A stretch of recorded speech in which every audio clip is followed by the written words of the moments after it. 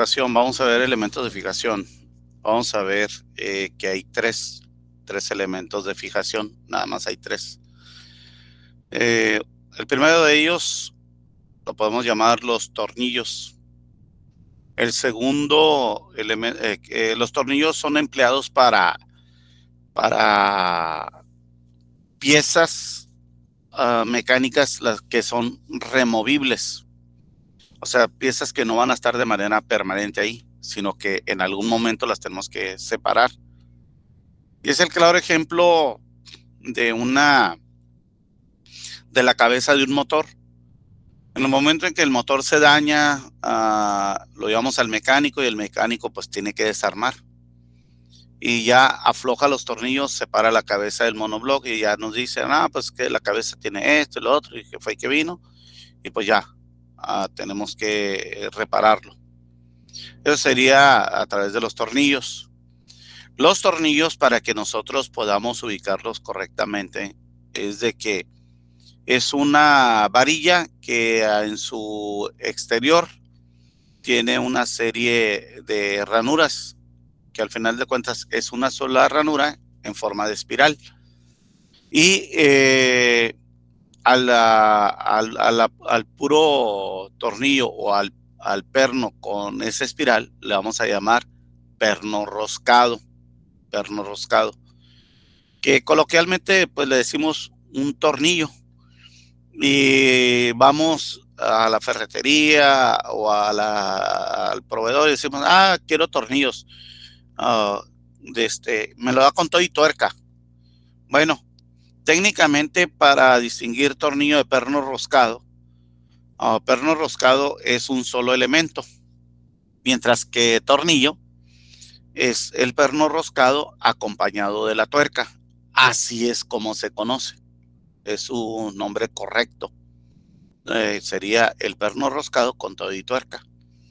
A ese conjunto de dos elementos se le llama tornillo. Ahora, vamos a ver que para la parte de lo que son los materiales o elementos que son semifijos o que van a ser semiremovibles, como ustedes le quieran llamar, vamos a utilizar otro tipo también de elemento de fijación, y este sería los remaches. Los remaches o rivet. Hay de diferentes tipos de remache. Ustedes como aeronáuticos, los remaches que van a utilizar más son los remaches cabeza plana. Esos cuando se sujeta lo que es la chapa metálica a la estructura del avión y estamos creando todo el fuselaje, esos remaches pues obviamente deben de ser cabeza plana o cónica, que al momento en que aprietan quedan a nivel de la lámina. ¿Por qué razón?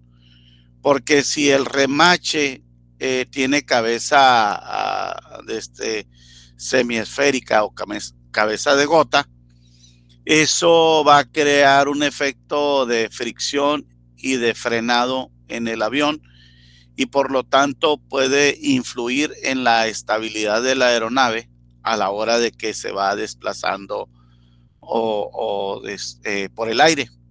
Eso puede ocasionar un problema.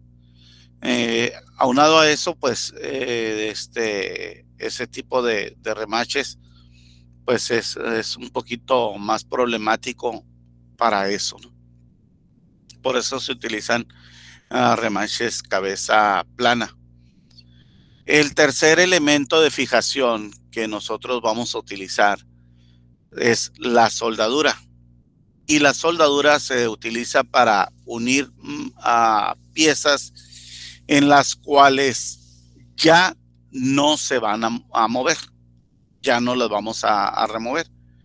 No es de que a cada rato o cada semana los vamos a estar quitando, ¿no?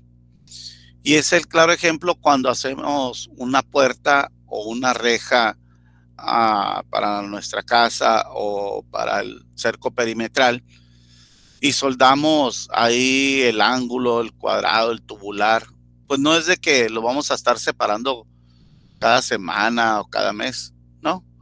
Sino que ese tipo de elementos ya quedan unidos y por no decir así, para toda la vida, porque pues ya difícilmente los vamos a separar, difícilmente.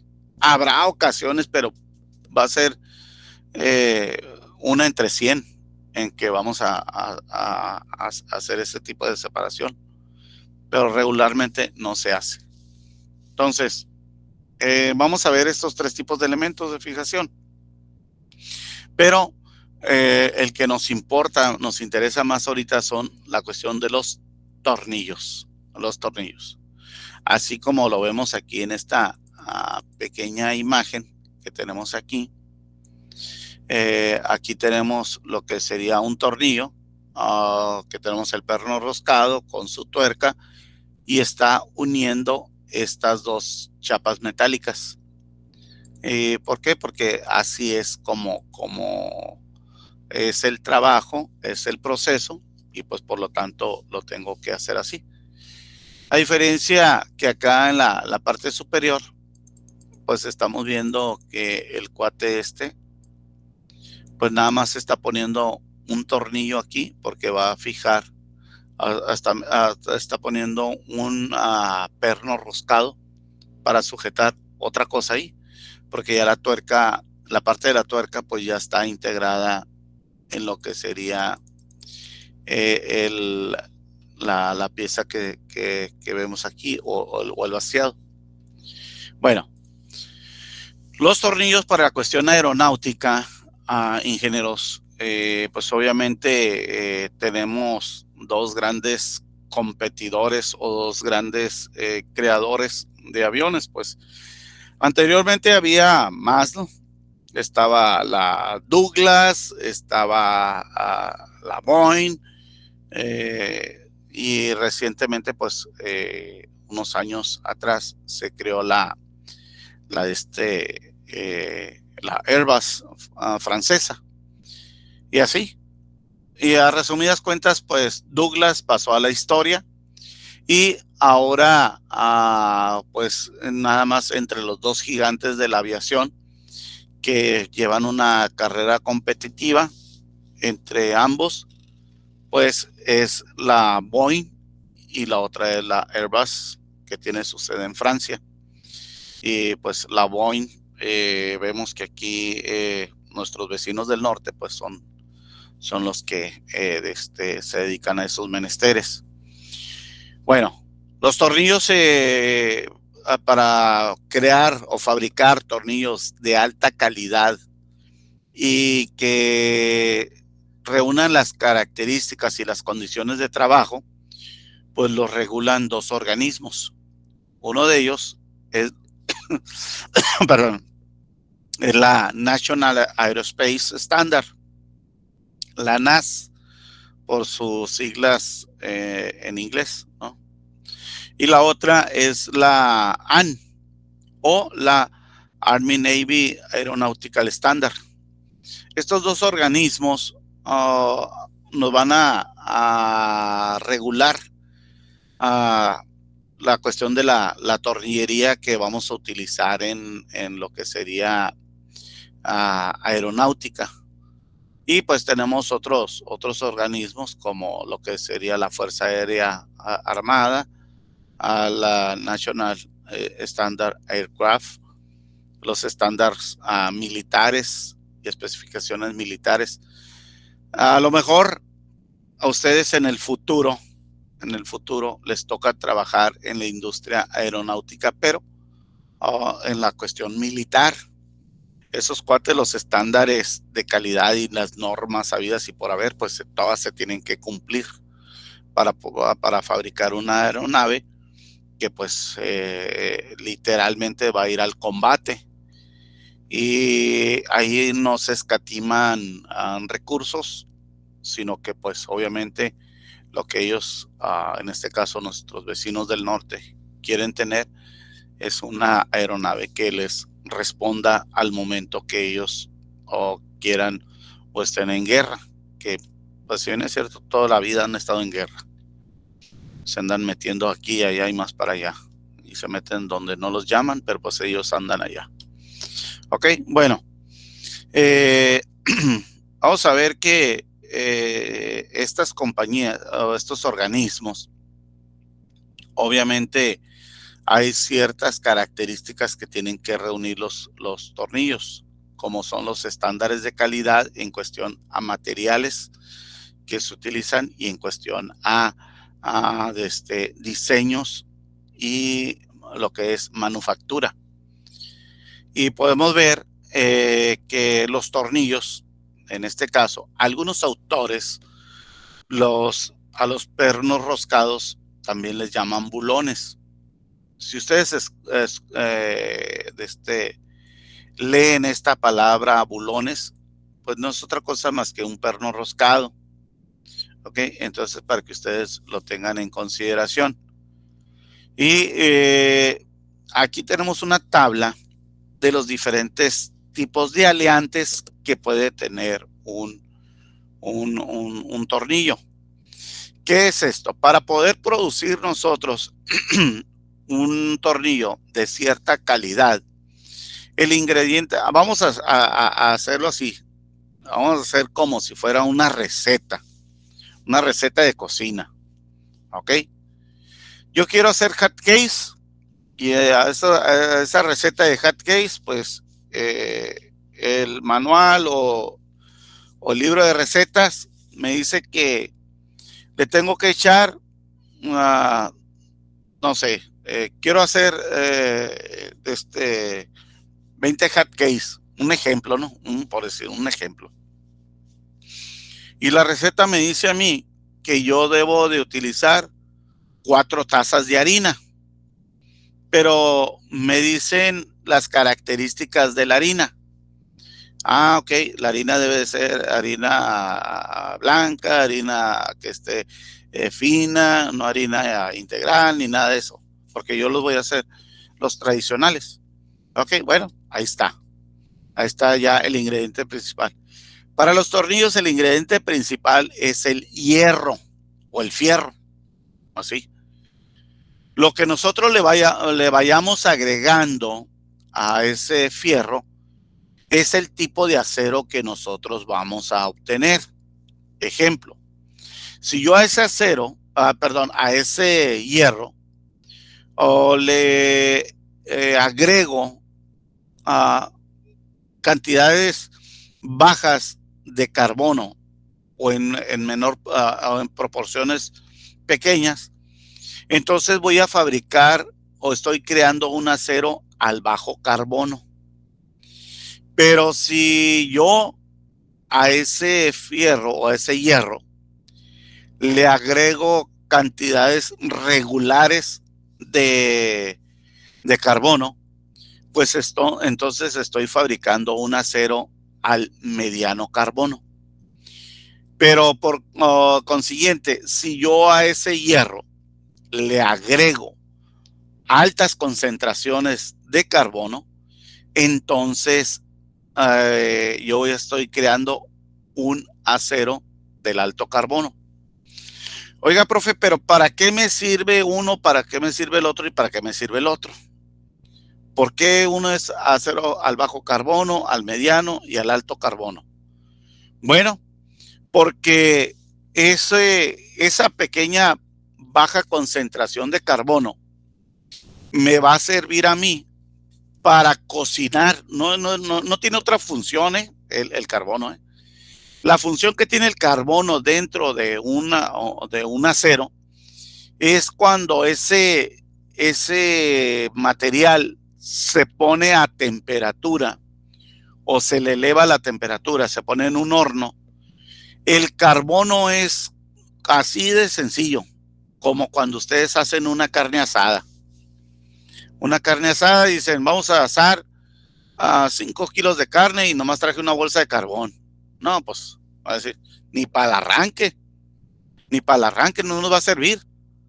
Ese kilo de carbón, esa bolsa de carbón nos aguanta para asar 1 y a lo mucho 2 kilos, 2 kilos de carbón.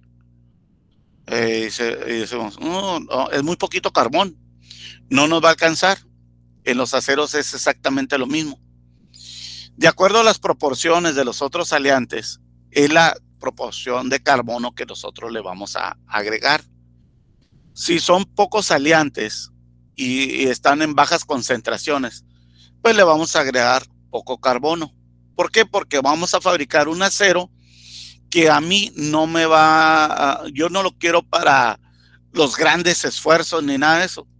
Quiero hacer algo sencillo, algo fácil, algo que no tenga tanta relevancia. Digo, bueno, pues así lo voy a hacer.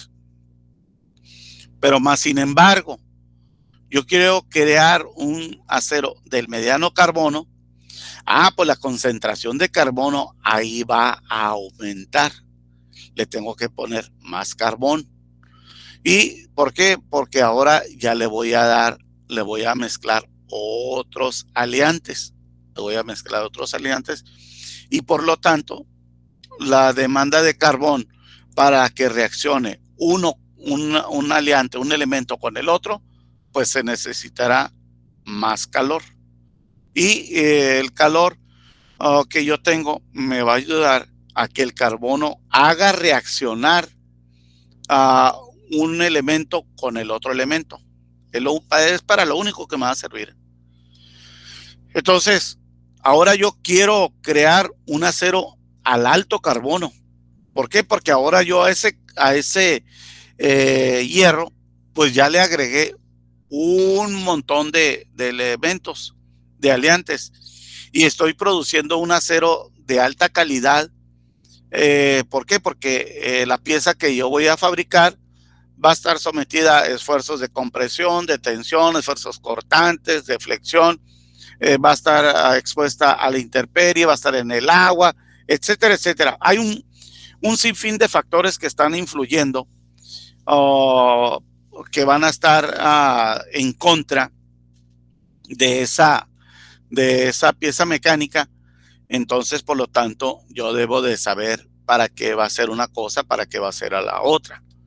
Entonces, aquí es lo que tenemos.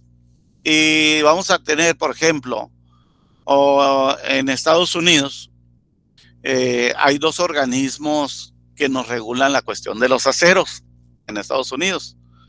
Obviamente aquí en México, ¿quién nos regula los aceros? Pues nadie nos regula los aceros, nadie, así somos claros y honestos. Ay, profe, y la NOM nos dice, sí, la NOM nos dice ahí 2, 3 cositas, pero quien realmente se quemó las pestañas, quien realmente hizo los análisis y todo ese asunto, son estos cuates, allá, nuestros primos del norte. Y solamente hay 2 organismos en Estados Unidos que nos regulan la calidad y las características de los aceros. Uno de ellos es la SAE, aquí como lo vemos. Es la Sociedad de Ingenieros Automotrices de Estados Unidos.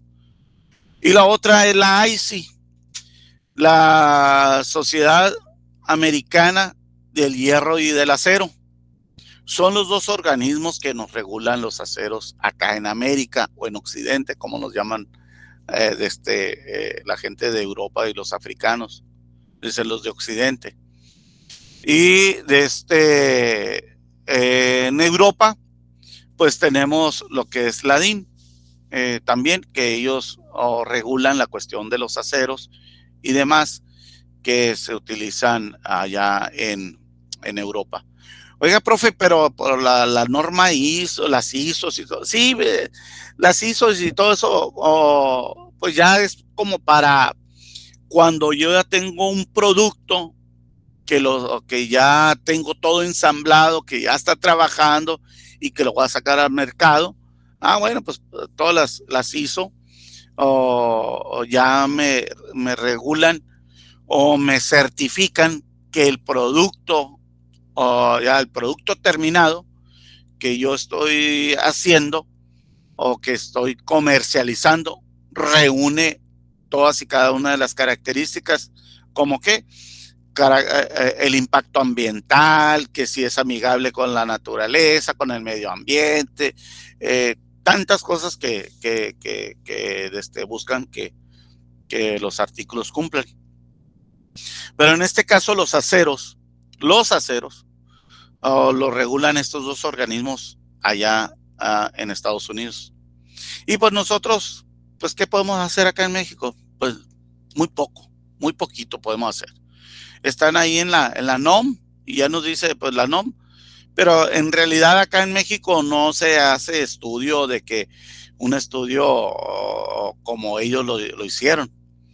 Porque, por ejemplo, si yo digo que este acero o el SAE 1340 es un acero de baja templabilidad, es porque ya en el laboratorio, en un laboratorio, se analizó las concentraciones que tiene de carbono, de níquel, de cromo, de molibdeno, de wolframio, de vanadio, etcétera, etcétera.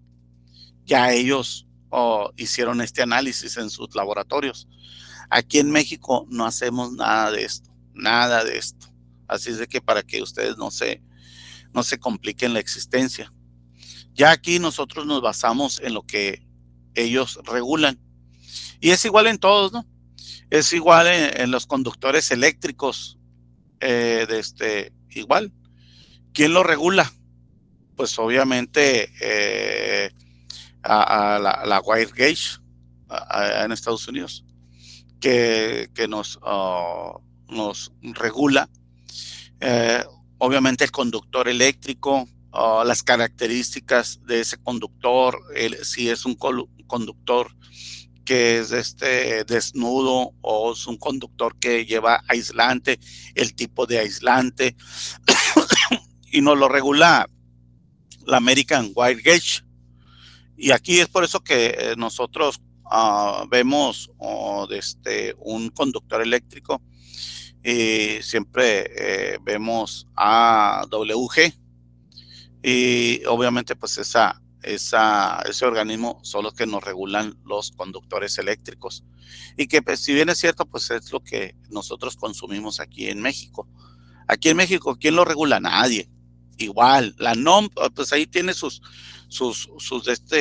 normas, pero pues están basadas en lo que dice la American Wire Gauge. Y de igual la soldadura, ¿quién no lo regula? Igual allá en Estados Unidos. Welding Society. Por eso todos los electrodos es la American Welding Society, AWS, los electrodos y toda la cuestión de soldadura que nosotros aquí en México consumimos o empleamos, ellos lo regulan. Aquí en México igual nadie regula eso. Nadie ha hecho ese tipo de análisis en laboratorios. Nadie. Obviamente la NOM se basa en lo que estos organismos a nivel mundial ya hicieron previamente sus pruebas de laboratorio destructivas y no destructivas. Y ya ellos emitieron sus juicios y ya ellos regulan todo esto. Es por eso que nosotros siempre vamos a ver en tornillería en metales, estas siglas, o en conductores eléctricos, conductores hídricos o hidráulicos, de igual para soldaduras. Ellos regulan eso. Nosotros pues nada más tomamos como de referencia a ellos para poder emitir un juicio, pero pues ese juicio ya ellos con pruebas de laboratorio y de campo, pues ya eso ya lo hicieron. Nosotros aquí en México no se ha hecho absolutamente nada de eso. Yo no puedo decir la Mexican Welding Society porque no hay. O la Mexican Wire Gauge para conductores eléctricos, no hay nada de eso. ¿Ok? Entonces, vamos a ver esto, ingenieros. Esta es una tabla, es una pequeña tabla de elementos aliantes que puede tener un acero. Esto es así de fácil, ingenieros, es así de fácil. Es como si nosotros vamos a hacer una ensalada. A veces ustedes han hecho una ensalada y dicen, bueno, aquí tengo el menú. Ah, pero pues aquí el menú me dice que tengo que tener lechuga, tomate, cebolla, pepino, arándanos, nueces, pistachos y tantas cosas que puede llevar una ensalada, ¿no? Y nosotros vemos que si una ensalada nomás es así sencillita, lechuga con tomate y todo eso, tiene un precio. Pero si a esa ensalada, aparte de tener lechuga, tomate, le ponen pepino, le ponen, no sé, rábanos, apio, es otro precio. Si a esa ensalada tiene todos esos ingredientes y luego le agregan que nueces, que arándanos, que cerezas y todos esos menesteres, pues ya tiene otro precio. Pues obviamente que eso va en función de los ingredientes que tenga. Los aceros es exactamente la misma cosa. ¿Por qué razón? Porque si yo voy a crear un acero inoxidable, pues mi materia prima o mi principal elemento que voy a tener va a ser el hierro. Pero yo quiero fabricar un acero inoxidable.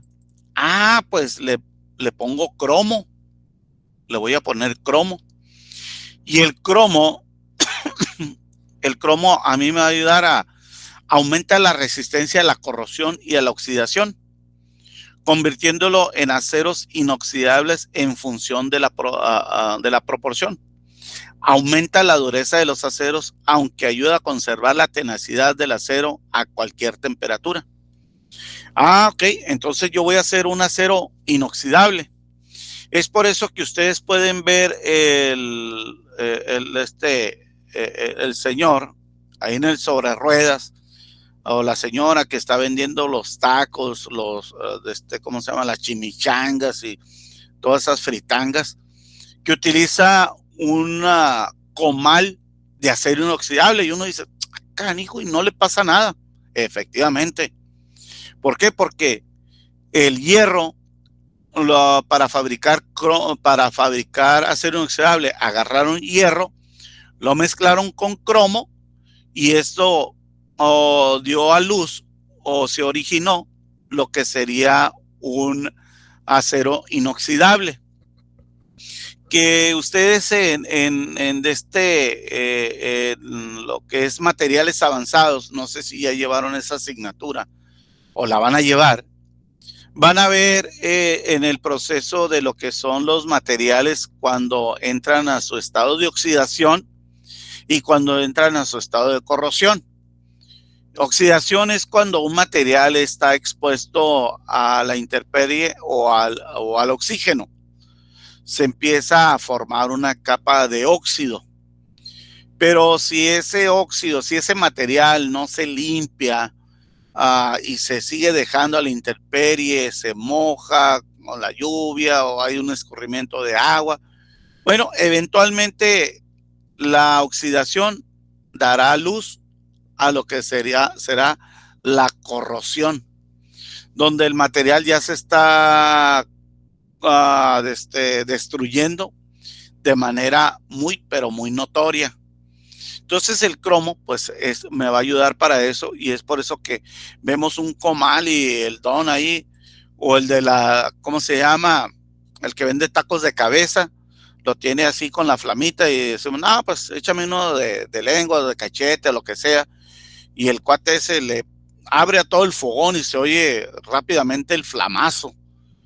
Y decimos, canijo, y no le pasa nada a la charola esa, no, porque esa es una de las características que tiene el acero inoxidable o el hierro cuando lo mezclamos con cromo, que lo hace resistente a la temperatura. ¿Ok? Y así como ese, podemos tener todos estos ingredientes.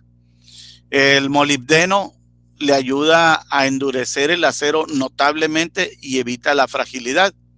O sea, yo quiero construir el brazo para una grúa mecánica y yo quiero que no se me truene porque pues se me va a acabar el negocio. Bueno, pues el material ese debe llevar molibdeno, molibdeno, porque este elemento me va a ayudar a que esa parte mecánica no presente fracturas en su estructura y obviamente resista. Y así como esos dos ejemplos que acabo de poner, pues están todos estos, miren, están todos estos. Cuando ustedes agarren una herramienta mecánica y que la miren, la herramienta mecánica, una llave, por ejemplo, que diga cromo vanadio, entonces estamos hablando de una pieza o una llave mecánica en la cual el vanadio, fíjense cómo va a actuar. Actúa como un desoxidante, aumenta la resistencia a la tracción. Es por eso que a una llave o a un maneral le podemos meter así a valor mexicano mucho torque y nos aguanta. Obviamente dependiendo para lo que vamos a apretar, ¿no? O la construcción del maneral. Nos ayuda a aumentar la resistencia a la tracción, aumenta la velocidad de corte en los aceros especiales para herramientas. O sea, el vanadio, yo puedo fabricar una herramienta de corte y esa herramienta de corte me va a ayudar a mí para cortar otro tipo de acero al bajo carbono o un acero que sea al mediano carbono. Y así como esos aliantes, pues hay un montón. Estos son unos cuantos, nada más para ejemplificar o comprender un poquito más el tema. Bueno, vamos a la parte de los tornillos. Los tornillos igual se fabrican en diferentes tipos. Cuando digo en tipos, es su estructura. No estoy hablando de su material. Porque material, pues, hay infinidad de materiales. Puede ser un tornillo de acero, de aluminio, de plástico, de bronce, de latón, de plomo, o de acero inoxidable. Hay un sinfín. ¿Ok? Cuando estamos hablando que los tornillos los podemos clasificar en dos grupos, así de sencillo. Tornillos simples y tornillos de potencia. Dentro de los tornillos simples podemos poner un sinfín de tornillos, de forma de tornillos. Por ejemplo, tenemos los más comunes que nosotros empleamos, es la rosca Seller. La rosca Seller, que es de un ángulo de 60 grados. Tenemos la rosca Seller, la rosca Whitburn, la rosca semiesférica, diente de sierra, todos esos tipos de roscas tenemos. Entonces también las podemos tener en el sistema métrico y en el sistema inglés, los dos. Entonces, cuando nosotros tenemos un tornillo o una rosca en el sistema inglés, el paso, ¿qué es el paso en un tornillo? El paso en un tornillo va a ser la ganancia mecánica que yo voy a tener al momento de que el tornillo o la tuerca se desplace sobre las cuerdas. O sea, una tuerca al momento en que yo la voy apretando o la voy aflojando, por cada revolución eso es lo que va a avanzar. Ejemplo, aquí en este ejemplo que tenemos 4 roscas por pulgada o 4 hilos por pulgada. ¿Qué quiere decir esto? Que para que una tuerca avance 1 pulgada, cuando da una revolución avanzará un cuarto de pulgada, o sea, 250 milésimas. Si le doy 2 vueltas a la tuerca, avanzará media pulgada, o sea, 500 milésimas. Si le doy 3 vueltas a la tuerca, avanzará 750 milésimas o 3 cuartos de pulgada. Y por último, si a esa tuerca le doy 4 vueltas, entonces estará avanzando una pulgada exactamente, porque el paso es 4 hilos por pulgada o 4 roscas por pulgada. ¿Cómo puedo yo medir el paso de esta rosca? Lo puedo medir de 2 formas. Uno de ellos es con este instrumento de medición que tengo aquí, que le llamamos de estas 3 maneras. Le llamamos calibrador, pie de rey o vernier, así de sencillo. Algunas personas lo conocen como calibrador y dicen, ¡ay, el calibrador! Y otros dicen, no, pues el pie de rey, tráete el pie de rey. Sobre todo en el sur, utilizan mucho la palabra pie de rey y calibrador. Aquí también, aquí en la parte de la frontera, se utiliza calibrador o vernier. Pie de rey casi no se utiliza esa expresión, pero pues para que no nos agarren en curva, pues a este instrumento de medición se le conoce de estas 3 maneras. Ahora bien, ingenieros, cuando nosotros tenemos un tornillo o un perno roscado en el sistema métrico, el paso es la distancia que hay de una cresta a otra cresta. En esta imagen que tenemos en la parte inferior derecha, aquí tenemos lo que se llama un cuentahilos. Este cuentahilos no es otra cosa más que un patrón en el cual a mí me dice cuántos hilos puede tener una rosca o el paso de la rosca. Estos cuentahilos también se fabrican en el sistema métrico y en el sistema inglés. Aquí rápidamente podemos identificar que es una cuentahilos en el sistema métrico. ¿Por qué razón? Porque yo veo la letra M mayúscula aquí al inicio de esta expresión. Inmediatamente esta M mayúscula me denota que es métrico. Quiere decir métrico esta M. El número 10 que tiene aquí quiere decir que es el diámetro exterior que tiene el tornillo como lo muestra aquí esta imagen, o el diámetro mayor. Entonces es de 10 milímetros. El paso, lo que es, dice por 1.5.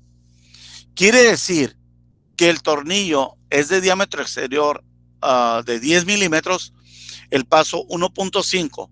Este 1.5 a mí me está denotando que una tuerca, una revolución de una tuerca o una vuelta completa va a avanzar 1.5 milímetros, o sea, 1,5 milímetros por cada vuelta. Yo quiero que el tornillo avance 6 milímetros, entonces la tuerca tendrá que dar 4 vueltas. Con 4 vueltas avanza 6 milímetros. ¿Ok? Entonces, vamos a ver acá en la siguiente diapositiva, ingenieros, que los tornillos de potencia, ahora vamos a ver el grupo de los tornillos de potencia. Estos tornillos de potencia se fabrican en 2 formas de rosca. La estructura de la rosca es de dos maneras. Una de ellas es la rosca Acme, como la estamos viendo aquí, que es una forma trapezoidal, que si nosotros medimos el ángulo entre el flanco o el lado de un filete y el lado del otro filete, pues vamos a tener 29 grados. Quiere decir que la mitad de ellos, la mitad de este ángulo que es de cresta a cresta, es de 29, una cresta tendrá a 14.5 grados. Y este tornillo sin fin lo podemos ver aquí en el torno, que es la barra en la parte superior. Tenemos 3 barras. Aquí donde está la palanca esta color rojo, que es la barra de paro y arranque. La segunda es la barra del automático y la tercera es la barra de lo que sería el tornillo sin fin. Este tornillo sin fin, aquí dentro de lo que es este carro longitudinal, hay una tuerca que está dividida en 2 partes, que es accionada por esta palanca. Esta palanca es accionada por esta palanca que está aquí. Y hace el embrague, y al hacer el embrague, este carro longitudinal avanza hacia enfrente o hacia atrás, de acuerdo a la calibración que nosotros hayamos puesto cada una de estas palancas. Todas estas palancas tienen que ver con esto, con esta tabla. ¿Ok? Entonces, una forma del tornillo de potencia es la rosca Acme. Otro tornillo de potencia son las roscas cuadradas. Roscas cuadradas, como su nombre lo indica, son a 90 grados. Son a 90 grados. Y esas son tornillos o roscas de autobloqueo. ¿Qué quiere decir? Que aunque esté actuando una fuerza sobre ellos, no se desliza, se queda amarrado o atrapado hasta que nosotros lo movemos. Mientras no lo movamos nosotros, el tornillo va a quedar de manera estática. ¿Por qué? Porque se va a bloquear. Solito se va a bloquear. ¿Por qué razón están fabricados de esta manera? Uno de los tornillos de potencia en los gatos hidráulicos, esos que son de color rojo. Imagínense un gato para 20 toneladas. Ese gato para 20 toneladas, yo quiero levantar, no sé, un camión o un tráiler. Y resulta que trae rosca Seller. La rosca Seller, ahí en ese tipo de trabajos, representaría un auténtico peligro. Porque yo me meto abajo, la persona se mete abajo, y lo que sería el gato hidráulico, el tornillito que sale, va en la punta del pistoncito, es el que podemos sacar y ajustar a la altura. Ese se daría vueltas y por consecuencia pues puede suceder un terrible accidente. Por eso es que se fabrican en roscas cuadradas, porque son roscas de autobloqueo, que no tan fácil se va a deslizar, no se va a deslizar más bien.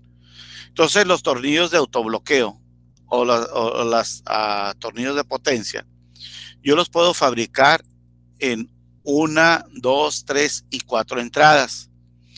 ¿Cuál es el beneficio que yo fabrique un tornillo de 1, de 2, de 3, de 4 entradas? Volviendo a este ejemplo, aquí, si yo tengo un tornillo que sea de paso 4 hilos por pulgada y sea de una sola entrada, la tuerca cuando da una vuelta avanza solamente 250 milésimas cuando el tornillo es de una entrada. Pero si el tornillo es de 2 entradas, entonces al momento de dar una sola vuelta avanzará media pulgada, o sea, avanza el doble. Si el tornillo es de 3 entradas, entonces avanzará por cada revolución que dé, avanzará 750 milésimas. Esto quiere decir que va a avanzar 3/4 de pulgada en una sola vuelta. Y si el tornillo es de 4 entradas, entonces quiere decir que por cada revolución que dé la tuerca avanzará 1 pulgada. se dan cuenta de la gran ventaja que puede tener un tornillo de 4 entradas contra un tornillo de una entrada, mientras que el tornillo de una entrada de una vuelta a la tuerca solamente va a avanzar 250 milésimas, pero el de 4 entradas avanzará desde 4 veces más. O sea, en una revolución va a avanzar 1 pulgada. Entonces, ingenieros, ¿alguna pregunta, alguna duda? Algo que no esté quedando claro hasta este momento. Pregunta, duda o comentario. Bueno. ¿Podría repetir? Mande. ¿Podría repetir lo que es la entrada? Lo que es la entrada. Sí, por favor. La entrada es el surco o el canal que va a tener el tornillo por donde se va a desplazar la tuerca. Y es lo que le va a permitir avanzar o retroceder. Y los tornillos pueden ser de 1, 2, 3 o 4 entradas. ¿Ok? En una entrada va a avanzar normal. En 2 entradas, la tuerca va a avanzar el doble. En 3 entradas, la tuerca va a avanzar el triple. Y en 4 entradas, la